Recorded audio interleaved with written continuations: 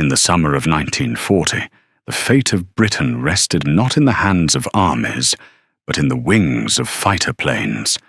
Germany's blitzkrieg had rolled across Europe, crushing Poland, Denmark, Norway, Belgium, the Netherlands, and finally France. By June, the swastika flew over Paris, and Hitler turned his eyes across the English Channel. The Wehrmacht could not invade Britain without first controlling the skies. To achieve that, the Luftwaffe would have to destroy the Royal Air Force. Thus began the Battle of Britain, a clash of machines, men, and willpower, fought from July through October 1940. The history books and popular imagination have long crowned the sleek supermarine Spitfire as the savior of Britain.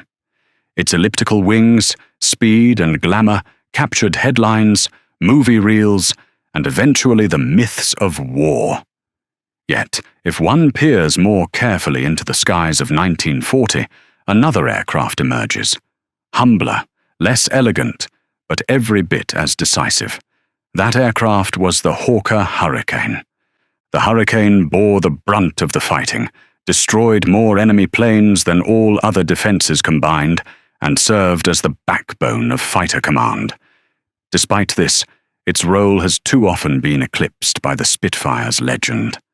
To understand why, one must examine both the technical and human sides of the Hurricane's story, its development, its contribution, and the reasons it was overshadowed in memory, even while it stood as Britain's truest defender.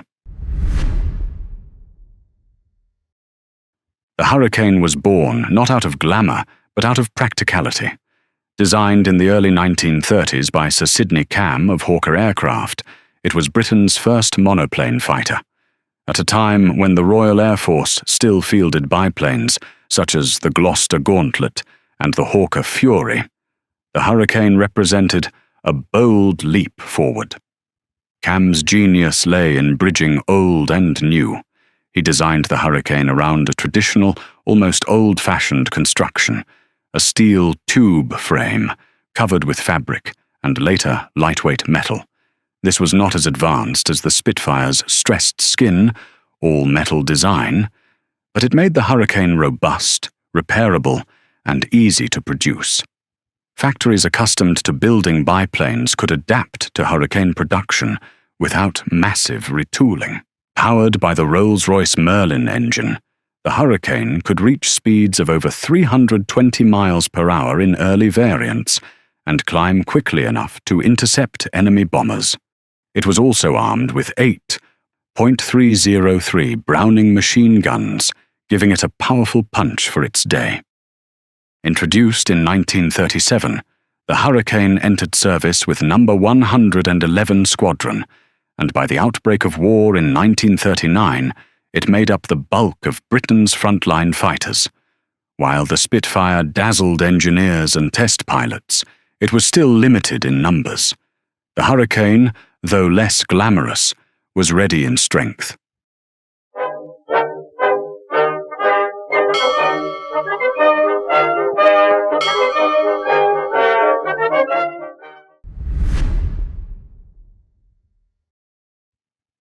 When Germany invaded Poland in September 1939, Britain declared war, and the Hurricane went into combat almost immediately.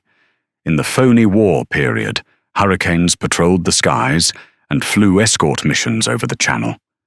During the fall of France, in May 1940, Hurricanes fought desperately against the Luftwaffe's Messerschmitt, Bf 109s, and Dornier bombers. Though outclassed in speed and climb by the German fighters, Hurricanes proved tough opponents. Pilots learned that their aircraft could withstand punishment, and ground crews found them relatively easy to patch up. At Dunkirk, Hurricanes provided critical cover for the evacuation, often tangling with swarms of German aircraft. Losses were heavy, but the aircraft proved themselves resilient. Yet even here, the seeds of overshadowing were planted. Newspapers at home were filled with images of Spitfires, even though Hurricanes accounted for the majority of sorties and kills. The Spitfire, with its sleek elliptical wing, simply looked more modern, and photographs mattered. By July 1940, Britain stood alone. The Luftwaffe began Operation Adlerangriff, Eagle Attack, the all-out assault on Britain's air defences. At this time, the Royal Air Force fielded around 640 Hurricanes and 280 Spitfires. Thus, two-thirds of Fighter Command's strength was in Hurricanes. The Spitfires were often reserved for tackling the German Bf-109s, while Hurricanes were directed toward bombers and twin-engine aircraft like the Heinkel HE-111 and Junkers Ju-88. This division of labour was deliberate. Spitfires duelled with fighters, Hurricanes tore apart bombers. The Hurricane excelled in this role. Its stable gun platform allowed pilots to pour fire into lumbering bombers, shredding them with concentrated bursts. Time and again, Hurricane squadrons broke up bomber formations before they could unload their deadly cargo. One must remember that aircraft are only machines until men climb into them. The Hurricane became beloved by many of its pilots. Squadron leader Douglas Bader, the famous legless ace, flew Hurricanes during the battle. He praised its forgiving handling and rugged construction. New pilots, fresh from training, found the Hurricane less intimidating than the Spitfire, which demanded a lighter touch. Geoffrey Page, another ace, once remarked that the Hurricane felt like an old friend, steady, strong, and utterly dependable. Its cockpit was roomy compared to the cramped Spitfire, and its thick wings could soak up punishment. There are countless accounts of Hurricanes returning home riddled with bullet holes, fabric torn, struts bent, and yet still managing to land safely. For young men facing death daily, that resilience was no small comfort. Statistics from the Battle of Britain reveal the Hurricane's central role.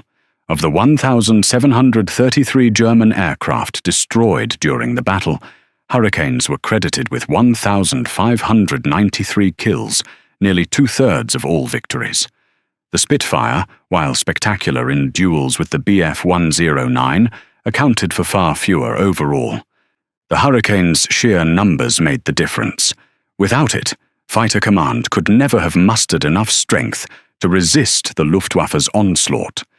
The Spitfire may have been the duelist's blade, but the Hurricane was the shield that bore the brunt of battle. Despite this, history and public memory have crowned the Spitfire as the victor of 1940. Why? Several factors converged. Aesthetic appeal. The Spitfire was beautiful. Its elliptical wings and all-metal finish looked futuristic, while the Hurricane seemed boxy, with fabric panels and straight edges. Photographs of Spitfires graced newspapers and posters, capturing imaginations. Performance superiority. The Spitfire was indeed faster and more maneuverable than the Hurricane. Against the Bf-109, it could often hold its own or even gain advantage, while Hurricanes usually struggled in dogfights with German fighters. Propaganda. The British government, keen to boost morale, leaned into the image of the Spitfire as the cutting edge of British engineering. It became a symbol of modernity, youth, and defiance. Longevity. After the Battle of Britain, the Spitfire went on to serve in many famous campaigns, improving with each variant. The Hurricane, by contrast, was gradually shifted to secondary theatres: North Africa, the Soviet Union, Burma, where its legend faded in the Western imagination. Pilot preference. Many top aces preferred the Spitfire for its speed and agility. Their memoirs, written after the war, helped elevate the Spitfire above its comrade in arms. Although overshadowed after 1940, the hurricane did not vanish. It went on to serve valiantly in multiple theaters. In the deserts of North Africa, it proved rugged and adaptable, operating from rough airstrips with little maintenance. It became a fighter bomber, strafing and bombing enemy positions. The Soviet Union received thousands of Hurricanes under Lend-Lease, where they fought against German invaders on the Eastern Front. In the Far East, Hurricanes opposed Japanese aircraft, though by then they were increasingly outclassed. By 1944, the Hurricane had been eclipsed by newer aircraft, yet it remained beloved by those who flew it. In the years after the war, Britain sought heroes and symbols. The Spitfire, with its elegance and modernity, fit perfectly into the national narrative. The Hurricane, less photogenic, was quietly pushed into the background. Yet many historians and veterans have argued passionately for its recognition. As one pilot famously said, "The Spitfire was the icing, but the Hurricane was the cake." Without the Hurricane, there would have been no Battle of Britain victory. The Hawker Hurricane may not have captured the spotlight, but its contribution was decisive. It was the workhorse, the dependable defender, the aircraft that bore the weight of history when Britain stood alone.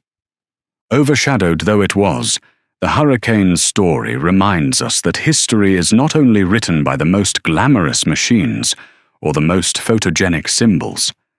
Sometimes survival depends on the rugged, the practical, and the unglamorous. In the summer of 1940, while the Spitfire danced with the Messerschmitts in the upper skies, it was the Hurricane that battered down the bombers, shielded the cities, and carried the hopes of a nation. The Hurricane may not have been the star of the legend, but it was the hero of the battle. Thank you for watching. If we missed any part of this story, let us know in the comments below. And if you enjoyed this video, don't forget to like and subscribe for more videos from our channel.